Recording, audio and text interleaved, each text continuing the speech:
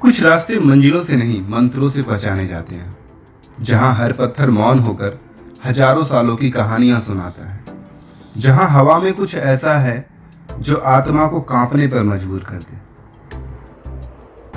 स्वागत है आपका आकाश की जर्नी की हिमालयन सीरीज की दूसरी कड़ी में, जहां हम चल पड़े हैं उन रहस्यों की घाटियों की ओर जो ना सिर्फ पौराणिक हैं बल्कि आज भी विज्ञान को चुनौती देती हैं।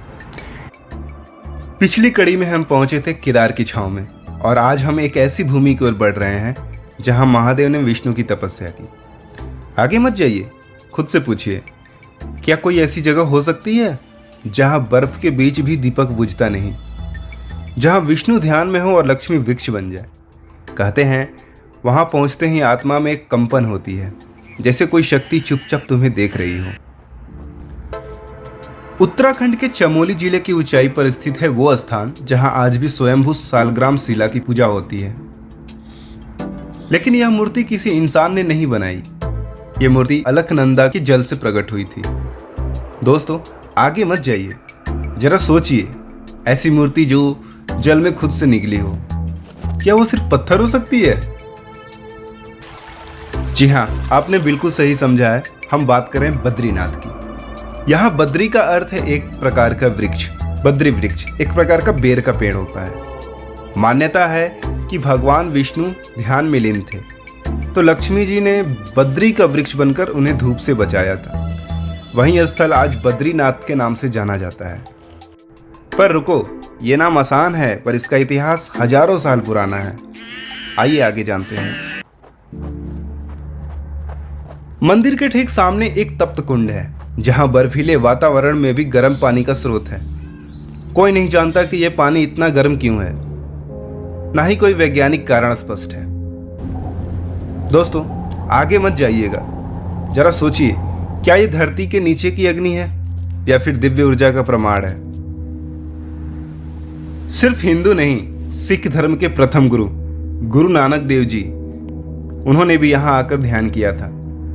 यहां एक स्थान आज भी गुरु नानक तपस्थली कहलाता है। क्या यह महज संयोग है या फिर बद्रीनाथ हर आत्मा को बुलाता है, धर्म से परे?